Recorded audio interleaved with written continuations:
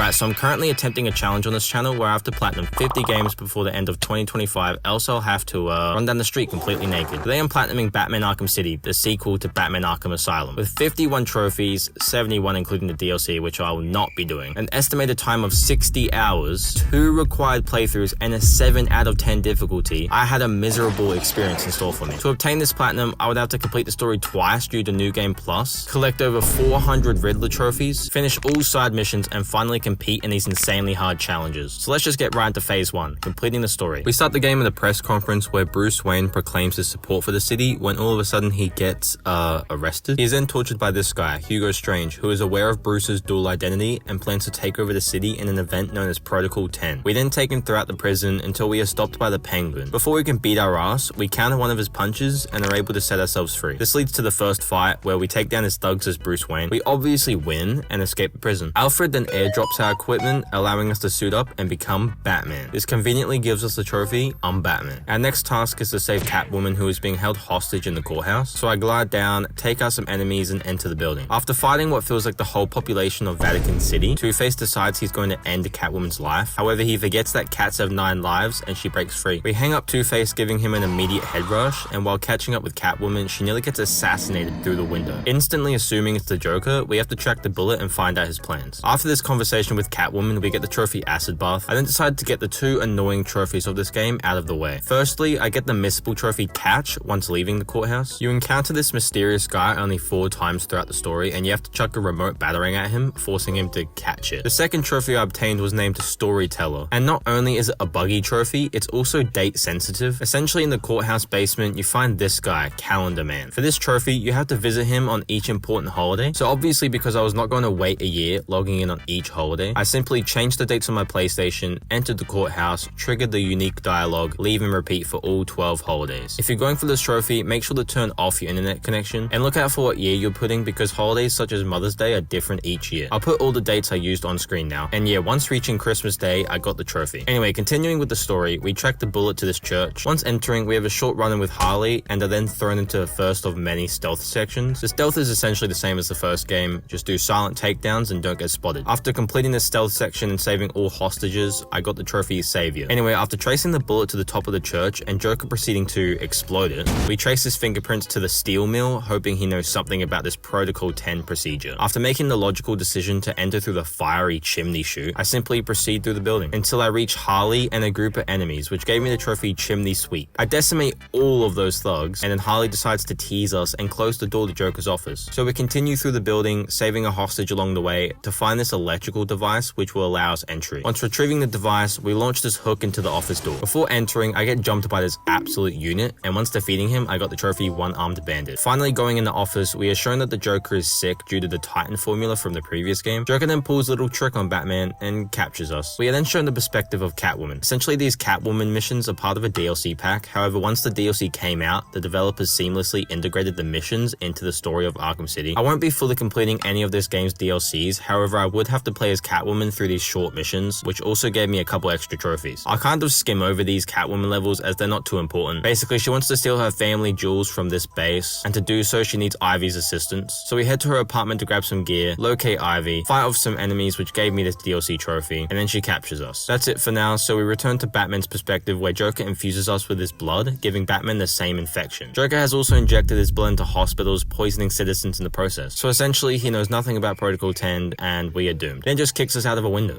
Once waking up, Batman decides the most logical next step is to locate Mr. Freeze, who has been developing a cure. Before finding Freeze, I started 2 side missions so that I wouldn't have to backtrack as much throughout the game. This also gave me 2 trophies. Anyway, after finding the coldest point in the map, we find out that Mr. Freeze has been captured by the Penguin and is being held hostage in the museum. After hacking my way in, I find out that I have to destroy these communication devices that Penguin has placed around the city, stopping me from entering the museum. So once I destroyed each communication device, which hurt my immense ADHD, I got the trophy Communication Breakdown. I could then enter the museum, and after fighting my way through, I reached this gladiator pit with a massive group of enemies. Fittingly enough, once defeating all the enemies, I got the trophy Gladiator. Before saving Mr. Freeze, I had to save the hostages throughout the building, nothing too difficult, and then I released Mr. Freeze from his cage. Before helping with the cure, he directed me to his suit, which gave me this disruptor gadget, allowing me to take down the Penguin for about 5 seconds until he unleashes Solomon Grundy and we enter our first boss fight. Unlike the first game, these boss fights were incredibly easy. This one, for example, I simply had to shove explosives in these holes. Hold on, pause. claws. And then after doing that 3 times, he was defeated, giving me the trophy Wrecking Ball. We quite literally ripped his heart out and then put an end to the Penguin. Mr. Freeze chucks him in a cage and explains that the cure is made, however it's unstable. Batman makes a suggestion that Ra's al Ghul's blood can complete the cure, and then one of his loyal Swifties gets upset and makes a run for it. So being Batman, we track this assassin down, and after placing a tracker on her, Robin makes a random surprise cameo, until Batman tells him to get fucked. Anyway, with his tracker, we find the assassin has entered this giant gaping hole leading to the sewers. Once traversing through and reaching this place named Wonder City, I complete another stealth section, and after reaching the secret underground city, I got the trophy Lost and Found. Before encountering Ra's al Ghul, Batman nearly passes out and has visions of his dead parents. So yeah, he's definitely dying. We reach this door and find Talia, Ra's al Ghul's daughter and Batman's former lover. I knew Batman was secretly a player. Anyway, she explains that we have to complete these trials to become the new leader of the cult. Batman just plays along so that he can get his hands on Ra's al Ghul's blood. So we drink the slurp juice and begin the trials. I just had to glide to these platforms and fight a couple enemies, nothing Batman can't take. Anyway, after completing the trials, it's time for our final obligation, which is to kill Raj. Obviously, Batman never kills, as a comment pointed out, so outraged by our deception, Raj fights us anyway and we enter another boss fight. We simply have to fight this group of enemies and then shoot electricity at this large sand version of Raj. Once defeated, he threatens to off his own daughter. Who are you, Stannis Baratheon? Anyway, using a reverse batarang, we save her life and take his blood, which gets us the trophy Sandstorm. Batman also threatens Raj to end this whole operation, which definitely isn't foreshadowing. I return to Mr. Freeze, who makes the antidote and then attacks us for some reason. We have to use unique takedowns to snap him out of this weird state he's in. After coming to his senses, consequently giving us the trophy hide and seek, we go to grab the cure from the vault and oh god, Harley stole it, that absolute bitch. So yeah, we head back to the steel mill and locate the Joker, who is now apparently feeling a lot better. Wow, I wonder why. I have to fight him and his goons, which merits me 2 trophies. One was for reaching a 50 times combo and one was for finishing the fight. Before we could officially stop the Joker, Hugo Strange activates Protocol 10, which is revealed to be a scheme to wipe out the entire population of Arkham City. He launches missile strikes from Wonder Tower, one hitting the steel mill, burying Batman under some rubble. Joker tries to take advantage of the situation until Talia shows up, offering the Joker immortality in exchange for sparing Batman's life. We then finally cut back to Catwoman, yay. I'll once again go over this briefly. She convinces Ivy to let her go and we infiltrate the military base. We steal some key cards, take out the henchmen and steal the jewels. This gave me the trophy Pickpocket. We are then approached with 2 choices: leave Arkham City for good with the jewels or save Batman. I chose to dip, and upon leaving, credits rolled and that was the story finished. Never mind, that was just an alternative ending and we get put right back to the decision. So I obviously choose to save Batman this time and I finally switched back to his perspective. So we set course for Wonder Tower to end Protocol 10. Before that though, I had finished Bane's side quest and then got the trophy Broken Toys. Anyway, we infiltrate the tower and begin to climb to the observation deck. After a quick stealth section, we have a face-off with Hugo before asserting our dominance. We disable Protocol 10, then Raj shows up, kills Strange, and reveals that he was the true mastermind behind this plan. In his dying breath, Strange activates Protocol 11, causing the tower to self-destruct.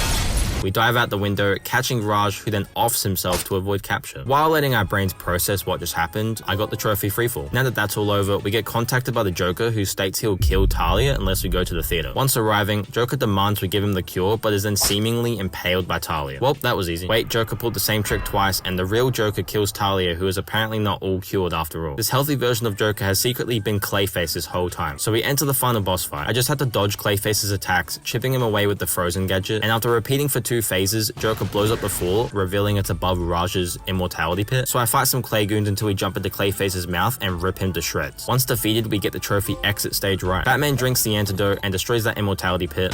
He then debates giving the last portion of the cure to Joker until he attacks him and inadvertently causing the vial to smash. Joker then succumbs to his illnesses and dies. Batman carries him out and places him on Gordon's car before leaving the city in silence. And that wraps up the main story. I say main story because after the credits roll, there's one more little Catwoman mission where we have to take out Two-Face, who took the jewels in the meantime. But once completing that, we switch back to Batman and are able to free roam. Overall, the story was very entertaining. However, that thrill would be short-lived because we're on to phase 2, the side missions and collectibles. Essentially, I needed to complete all side missions and gather all 400 Riddler trophies whilst gaining some miscellaneous trophies along the way. Although this wouldn't be the hardest thing about the platinum, it was definitely the most time-consuming. So not to bore you guys, I'll just go in the order I obtained trophies. Firstly, I got a trophy for solving my first riddle, and then I began completing all the side missions so that I could leave the Riddler trophy trophies for last. These missions included rescuing civilians, getting trolled by Mad Hatter, finding this mysterious killer, and a lot more. They weren't too boring, but I won't outline them all here in case you play the game for yourselves. Once completing each side mission, it would merit a trophy, so I'll put them all on screen now. I then had to collect all 400 Riddler trophies so that I could complete Riddler's side missions, which would give me another 6 trophies. This was a long, grueling process, but I just went area by area using a guide I'll link in the description, as well as some maps I found online. After around 10 hours of collecting, I had solved and found all 400 riddles. There are 440 because of the Catwoman DLC, but they aren't necessary. After that, I had to save 5 hostages from these elaborate death traps, and then I could find the Riddler and defeat him for all the torture he put me through. And after each hostage was saved, I got a trophy. And then once finally defeating the Riddler, I got the trophy Genius. Finally, I just obtained some miscellaneous trophies, one for paying my respects, and after gliding continuously for 1 minute, I got the trophy Gotham Base Jumper. After that serious grind, it was time for Phase 3, New Game Plus. However, I decided to attempt Phase 4 first, Riddler's Revenge. This is basically a gauntlet of challenges, some combat related and some stealth related. Each challenge you have to either complete specific tasks or achieve a certain score to get all 3 medals, and I'd have to get 3 medals in all 24 challenges for these 3 trophies. The combat wasn't too difficult as I'd already played the first game as well as Arkham Knight, and achieving a high combo score wasn't too difficult. The stealth maps, however, gave me nightmares. The goals in these maps were extremely specific, so I had to follow a bunch of different guides, all of which I'll link in the description. I'm going to skip the hours of pain I put into these maps, but just know that it was tough. But after pushing through, I obtained the 3 trophies. But wait, we're not done just yet, because they added another pointless mode called Campaigns. No, it's not another story, but it's 12 more challenges, with each one containing 3 random maps I had just completed, stealth and combat. However, the twist is that you have to complete these 3 random maps in a row, getting all 3 medals for each one with only 3 retries. They really loved the number 3, didn't they? So essentially, if you fail the last map, you have to do the previous 2 maps all over again. To spice things up even further, there are these modifiers giving you mainly negative effects to increase the difficulty, and it's mandatory to use all modifiers by the end of the challenge. Whoever made this mode is the devil and needs to be locked up for their insane ideas. Specifically the last campaign, I wanted to jump head first out of my window. And yes, I had to complete all 12 of these challenges for 3 more trophies. Fantastic. Anyway, I did eventually get the trophies and could finally move on with my life. Before I go to the final phase, however, during these challenges, I got a trophy for not getting hit once, and I also had to get 2 more trophies I was missing. One was for using 5 gadgets in a single fight, and one was for performing every combat move in a single combo. The latter was pretty difficult, but if you just have all the moves in front of you, they basically become muscle memory and you'll get it eventually. So yeah, that got me the trophy Perfect Free Flow 2.0. Anyway, back to Phase 3, the final phase, which was to complete New Game Plus. This would merit the final 2 trophies as well as the Platinum. I'd just like to mention that I absolutely hate when games make New Game Plus a mandatory requirement to achieve a Platinum, but let's not get into that rant now. So yes, I had to re-experience the story once again. I also put on this blue suit to mix things up. But yeah, I defeated the Penguin, found Stannis, dominated Strange, and watched Joker die. Once finishing the story, I got the trophy twice nightly for completing New Game Plus. However, for the last trophy, Perfect Night Day 2, I would have to, for some reason, complete all of the side missions again, but in New Game Plus. This only took another 3 hours, and luckily Riddler trophies transfer over, but it was just annoying. But finally, once 100%ing the game, I got the last trophy as well as the Platinum.